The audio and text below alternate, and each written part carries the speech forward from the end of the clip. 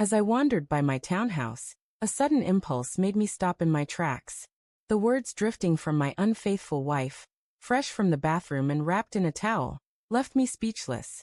In that instant, I vowed that my retribution would be swift, merciless, and beyond her wildest imagination.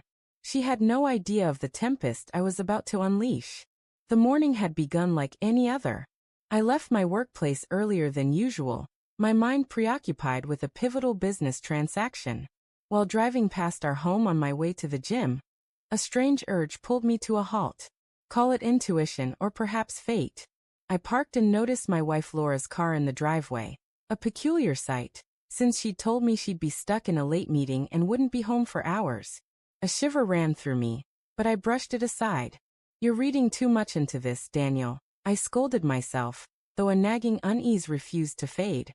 Moving quietly, I slipped through the front door, the house enveloped in an eerie stillness, broken only by the faint sound of water from the upstairs shower. Then a man's voice shattered the quiet. "That was unbelievable," he chuckled. "You're really pulling this off." My body tensed. Moments later, Laura's voice, playful and smug, responded, "Daniel hasn't a clue. He's so easy to fool. He thinks I'm swamped at work tonight. We've got all the time in the world."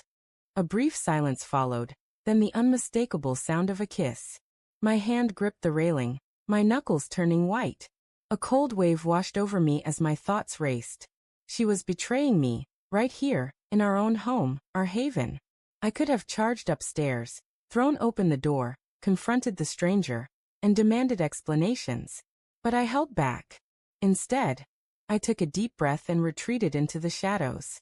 In that moment, I knew this wouldn't end in a heated argument. It would end in punishment, swift, unrelenting, and crushing.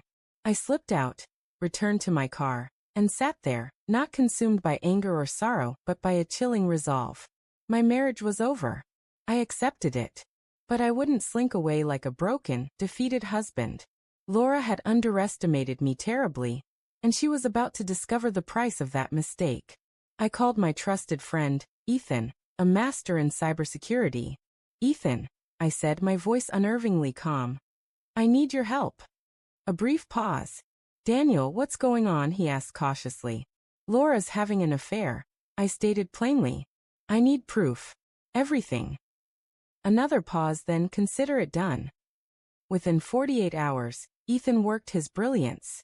He uncovered every message, call log, and hotel booking Laura had made with her lover. He even tapped into our home security system, retrieving undeniable footage of their rendezvous. The evidence was airtight. When I began to execute my plan, a simple divorce felt too mild. I wouldn't just walk away. I'd make sure she lost everything: her reputation, her security, her dignity. The first move was psychological. For days, I played the role of the ideal husband. I kissed her forehead each morning, asked about her day, brought her tea in bed, all while secretly orchestrating her downfall.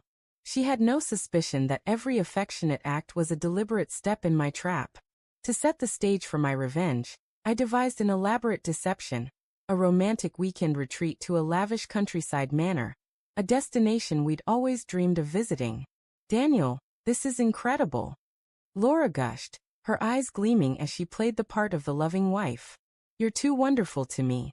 I smiled gently. "Anything for you, my love." She had no idea that, as she eagerly packed, I was finalizing her ruin. She didn't suspect that when she next entered our home, it would no longer be hers. She was blissfully unaware that she'd soon be left destitute, humiliated, and utterly shattered. And the real vengeance was still to come. On the morning of our supposed trip, I told her I had urgent work to finish, and would meet her at the manor later. She left, completely unaware of the gears I'd set in motion.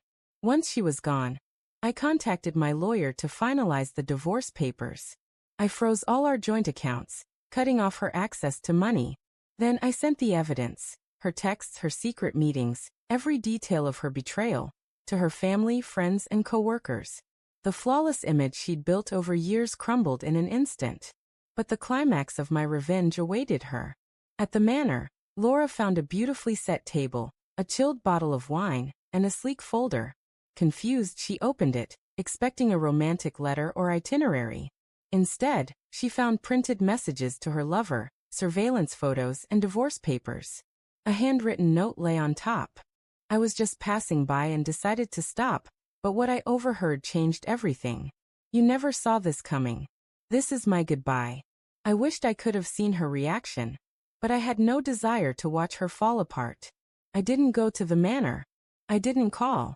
I turned off my phone, leaving her alone with the ruins of her infidelity, messages, images, receipts, the wreckage of our marriage exposed.